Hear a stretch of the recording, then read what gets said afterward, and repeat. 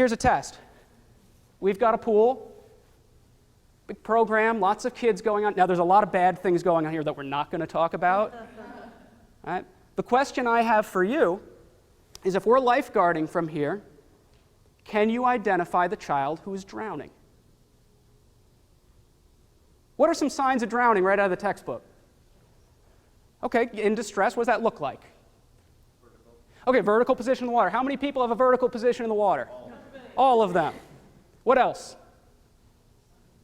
Little forward movement. Little forward motion. Who is making little forward motion in that pool? Everybody. What else? Well, that's hard because you're not close enough, really, what I would say. But I always think, look at people's eyes. Look at people's eyes. That's great. Absolutely, we want to look at people's eyes.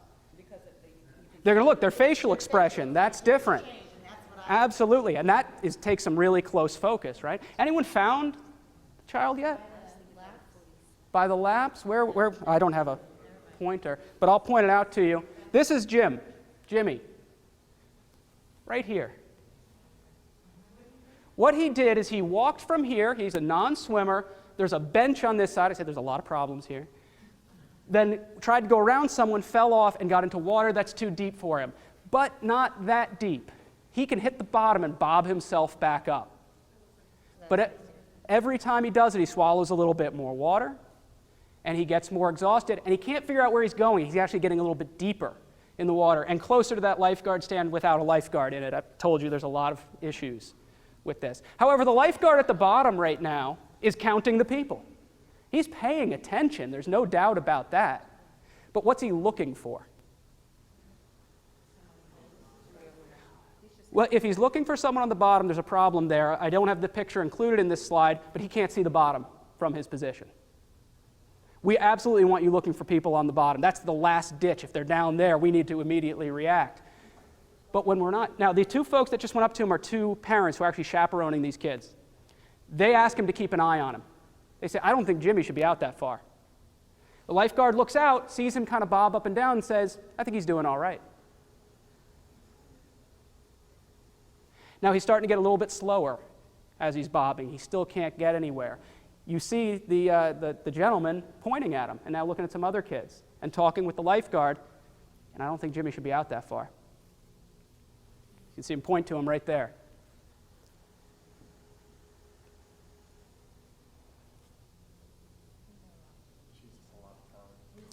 He's still out there, and he's still managing to every so often get his head up. But at about this point, he goes under.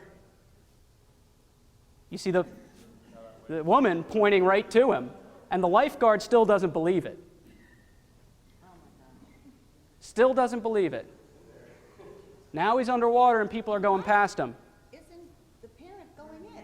I know. You see the parent going, he was bobbing before, and he's not. They're telling the lifeguard.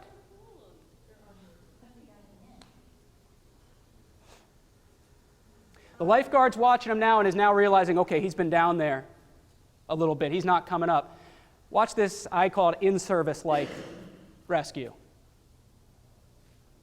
He blows his whistle, strides in, makes his way over. He doesn't believe this kid's in trouble. As soon as he gets him off the bottom, he realizes that he is unconscious and blue. Watch what he does. Taps him, dunks him a little bit. He can't believe that he's not doing okay.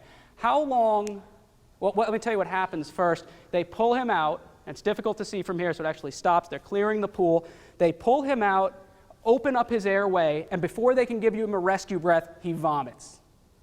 Vomits, they kind of put him to his side, start clearing the airway, and as they're clearing it, they hear him start breathing and then start crying. There's a great sound, right? He's crying, he vomits a little bit more. He had a lot of water in his stomach, but he's doing okay. EMTs are called, they arrive, and they take him to the hospital where he stays overnight for observation, but he's sitting up and talking when he leaves this pool.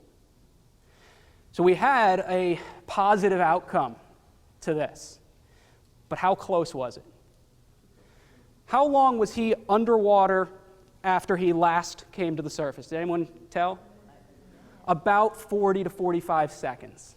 which is longer than we like, but not forever, which is good. 40 to 45 seconds, we still have a very good chance of this kind of outcome. How long did he bob around in distress? About 2.5 minutes. At 2.5 minutes of him being panicked.